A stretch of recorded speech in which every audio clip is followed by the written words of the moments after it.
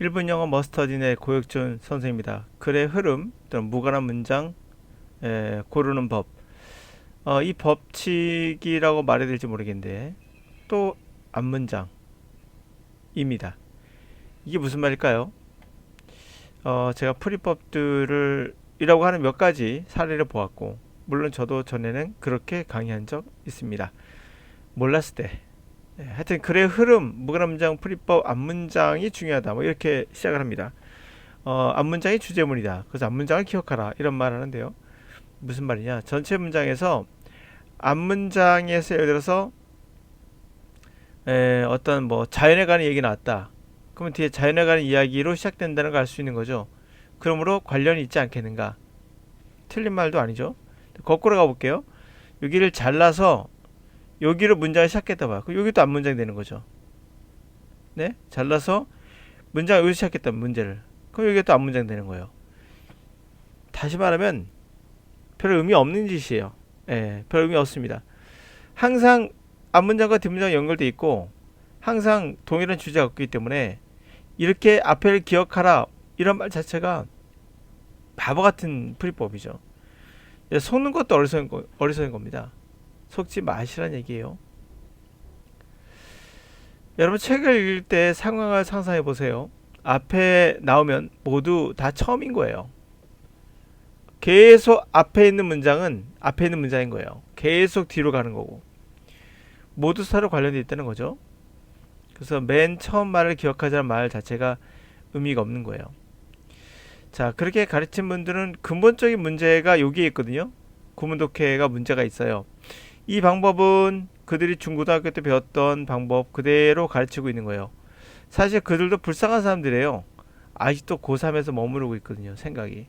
전혀 새로운 것을 추구하거나 혁신이 없는 그런 정말 오래된 사람이 돼버린 거예요.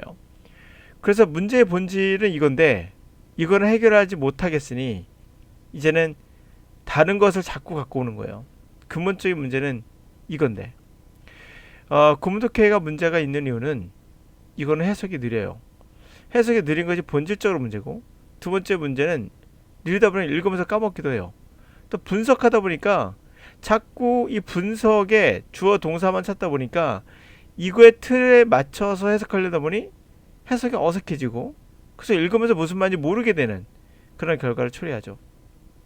본질은 여기서 시작된 건데 특별한 자신만의 방법이 없기 때문에 어쩔 수 없어요. 그들도 불쌍한 사람들입니다.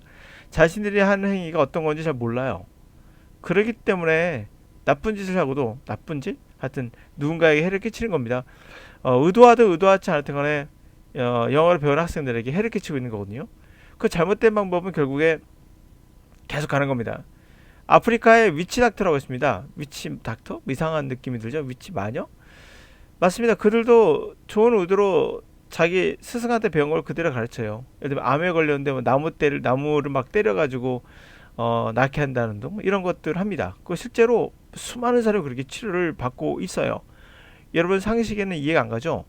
제 상식엔 이게 이해가 안 가요. 여러분들 이것을 지속적으로 하고 있는 게 물론 학교에서 하는 거 따라갈 필요는 있습니다. 구문독해 조금 배워놓을 필요는 있어요. 그러나 이것에 너무 지나치게 의존하는 거 나쁜 거예요. 그게 위치닥터와 다를 게 없어요. 자, 그러면 지금 문장 한번 보도록 할게요. 만약에 그 논리로 한다면 첫 번째 문장을 딱 읽고 나서 요거를 기억한다면 정답 미리 말씀드릴게요. 3번인데 말이 안 돼요. 보세요. 오랜 시간 동안 사이코 알죠? 정신 분석 애널리시스. 정신 분석은 학은 유일한 심리 치료예요. 그 서방 사회에서 실행되고 있는. 그리고 그것의 기초는 지금은 또 프로이드의 이론을 기초 두고 있어요. 이제 아셨죠? 4번 한번 갑니다. 그러나 꿈속에 있는 일부 상징들은 보편적이고 다시 말해서 그들은 똑같은 의미를 다른 곳에 있는 사람에게도 가질 수 있다는 거예요. 이거 지금부터 이론 맞거든요. 프로이드 이론 맞아요. 그럼 틀린 거 아니잖아요. 이제 이해 가셨습니까? 첫 번째 글이 그 다음에 어떻게 전개될지 아무도 모르면서 앞에 있는 문제 기억하자는 거예요. 아무 의미 없습니다. 그냥 읽어 나가세요. 가겠습니다. 자, 프로이드의 견해에 따르면 심리적인 그러한 디스터번스, 혼돈, 심리적인 장애겠죠. 그것은 바로 걱정 때문이래요. 불안 또는 숨겨있는 갈등, 무의식 세계에 우리 한 개인의 성격의 무의식 세계 부분들이 서로 부딪히는 그런 것들에 대한 어떤 불안해, 그거래요. 자, 그래서 이 심리 분석가들이 그러므로 하나의 일은, 그대하는 잡은 환자들에게 알게 하는 거예요. 무의식적인 충동과 욕구를 알게 하는 거예요. 그 불안을 야기시키는. 그러나 이 꿈에 있는 이런 것들은 보편적인 거예요. 아닌 거 아시겠죠? 정답이 3번 B이고요. 뺍니다. 그러면 이 심리 분석학자들은 그래서 뭐라고 믿냐면, 자신의 이러한 그 무의식적인 모티브, 동기를 이해하는 것이 가장 중요하다. 만약에 환자가 그러한 종류의 이해를 한다면, 다시 말해서 통찰력이라 불리는 그런 이해가 가능하다면, 그들은 첫 발을 디딘 거예요. 바로 자신을 통제할 수 있는, 행동을 통제할 수 있는 첫 발을 디딘 거고, 자신을 그래서 문제로도 자유롭게 풀어줄 수 있는 첫 발을 디딘 겁니다. 정확하게 3번 동의하시죠?